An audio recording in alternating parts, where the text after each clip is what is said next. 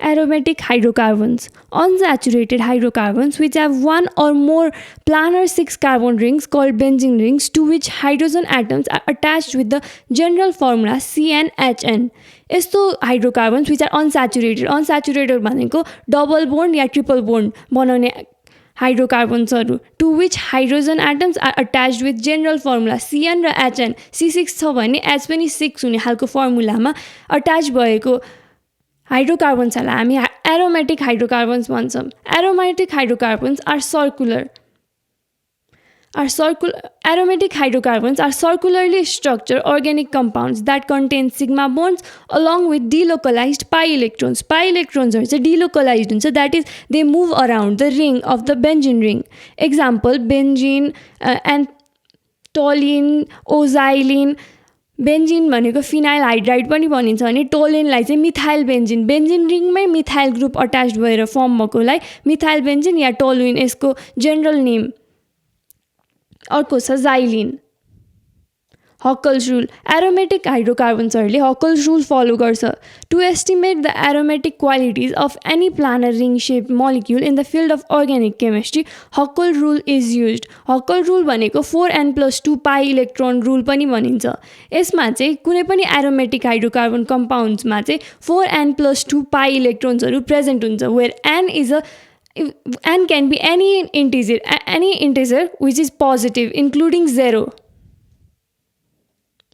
Examples of molecules following Huckel's rule have only been established for values of n ranging from 0 to 6. 0 देखि 6 सम्म मात्र value भएको हाइड्रोकार्बन्सहरू चाहिँ अहिलेसम्म पत्ता लगाइएको छ. The total number of pi electrons in the benzene molecule can be found to be 6, obeying the 4n+2 pi electron rule where n is equal to 1.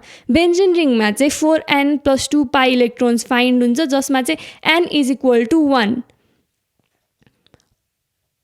Properties of hydrocarbons. हाइड्रोकार्बन्सहरूको अरू properties. These compounds exhibit aromaticity.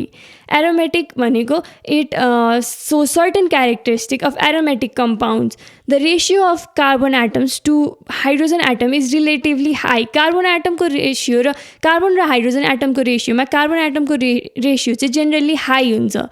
When burned, the aromatic hydrocarbons display a strong and sooty flame which is yellow in color. Burn गर्दाखेरि चाहिँ aromatic compoundsहरूले strong र sooty flame yellow कलरमा भएको sooty flamesहरू देखाउँछ. These compounds generally undergo electrophilic substitution and nucleophilic aromatic substitution reaction. यस्तो compoundहरू चाहिँ electrophilic substitution र nucleophilic substitution जान्छ. Electrophilic substitutionमा चाहिँ electrophiles अट्याच हुन्छ भने nucleophilic substitutionमा चाहिँ nucleophiles अट्याच हुन्छ. Uses of hydrocarbons.